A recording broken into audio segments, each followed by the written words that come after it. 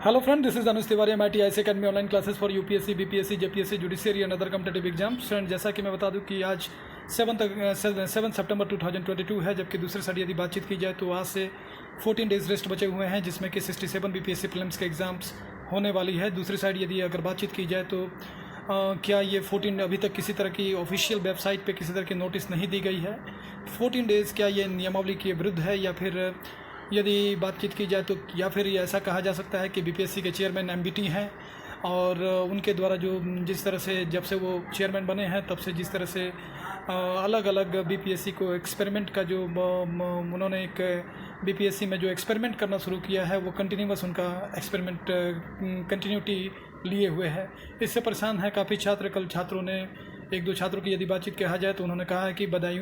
बदायूनी ने ये जो स्टेटमेंट है जिसमें ये कहा गया है कि सुल्तान को प्रजा से मुक्ति या प्रजा को सुल्तान से मुक्ति ये कब तक होगी, क्योंकि ये नहीं चाहते हैं कि अब इस तरह के चेयरमैन ज़्यादा समय तक बीपीएससी में रहें, क्योंकि इससे छात्रों को काफ़ी परेशानी हो रही है।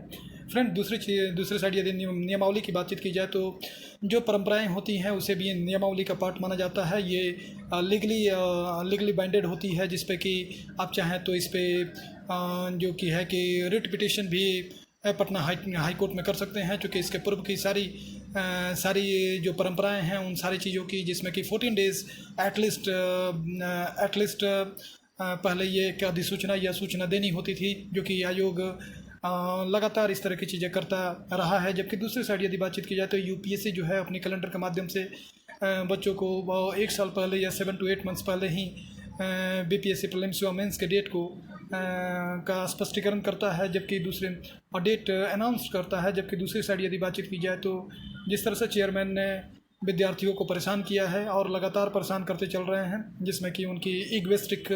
चीज़ें भी निकल के आ रही हैं। जिस तरह से छात्रों ने अपने परसेंटाइल और यदि बातचीत की जाए तो या फिर 2 शिफ्ट में जो एग्ज़ाम्स लेने थे, जिसके लिए एक एक्सपेरिमेंट किया गया था, जिसमें कि परसेंटाइल में एक सिंगल वैकेंसी को 2 पार्ट में बांटा गया था। 400 शिफ्ट फर्स्ट से उसके 10 टाइम्स रिजल्ट करने की बात की गई थी, जबकि शिफ्ट सेकंड से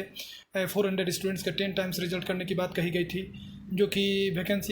एक सिंगल वैकेंसी को प्रीलिम्स एग्ज़ाम्स में 2 पार्ट में बांट दिया गया था। उसके बाद परसेंटाइल में किसी तरह का नॉर्मलाइजेशंस की बात नहीं की गई थी। इस तरह से बातचीत की जाए तो जहाँ तक अगर इनको देखा जाए तो ये एक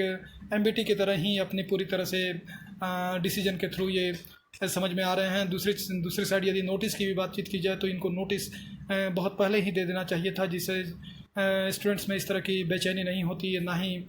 इस तरह से छात्र परेशान होते हैं। क्योंकि जैसा कि मैं बता दूं कि आप देख सकते हैं कि जो विद्यार्थी हैं उनको कई बार तो विदेशों से भी विद्यार्थी आते हैं, अदर स्टेट से तो स्टूडेंट्स तो आते ही हैं। बीच में यूपीएससी का एग्ज़ाम्स भी है, जिसमें कि आपको जानकारी है कि 16 सितंबर से लेके 25 सितंबर तक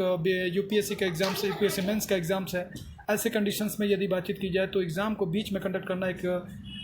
बड़ी ही विद्यार्थियों को एक तरह से परेशान करेगा। दूसरी साइड यदि बातचीत की जाए तो जिस तरह से शुभम कुमार ने ऑल इंडिया रैंकिंग फर्स्ट देकर यूपीएससी में ऑल इंडिया रैंकिंग फर्स्ट देकर बिहार का मान बढ़ाया, जिस पे कि मुख्यमंत्री नीतीश कुमार द्वारा भी उनको सम्मानित किया गया। फ्रेंड्स, तो मैं यहाँ यही कहना चाहता हूँ कि ये अपने एमबीटी की तरह जो